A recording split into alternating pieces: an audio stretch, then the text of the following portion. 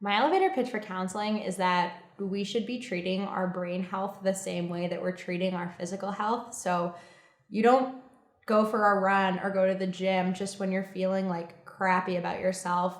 The more that you do it, the more that it becomes a part of your routine, and it's something that you know that you need to do for you to feel good. I know that I need to go for a long walk or go for a run to feel good.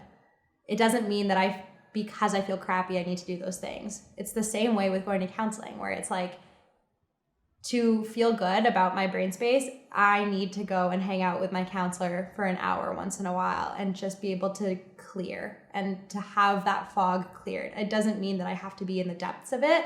It's kind of just like exercising your brain and exercising your mental well-being. So if you're on the fence about it, you don't have to be rock bottom to go to counseling. You can be in a really great place because there's always things there to learn about yourself and to have a better connection with yourself.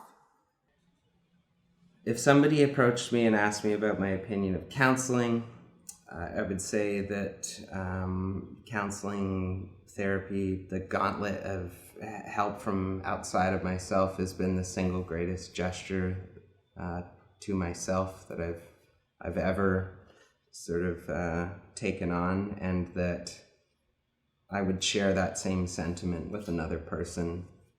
That reaching out to another person to help travel through the journey of your own obstacles, of your own issues, problems, whatever words you choose to use for them, is probably one of the most self-loving things that you can commit to.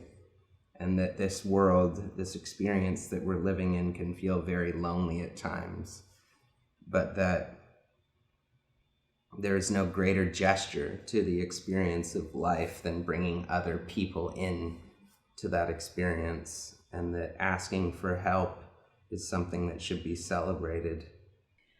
I always like to use this analogy, like if you're hungry, you go look for food.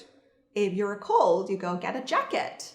If you're not feeling emotionally well, you just go look for a counselor. This is like a very normal, justified way to satisfy your need. What I would tell someone is that mental health is just as important as like our physical health. And we're so proactive as people today in society that we'll go to a physician or we'll go to like physiotherapists, and we'll exercise, we'll eat well, we'll do all these things to like benefit our physical health. But really, we don't do a lot for our mental health. And all of us don't, we all don't do enough. And so if we can start if there's an opportunity for people to be as proactive about their mental health as they are their physical health, then they should absolutely take it. Because at the end of the day, these two things really carry the same weight. Yeah, I think with counseling or therapy or help or however you want to coin it, it's really, it's an empowering thing that we should be promoting to everybody.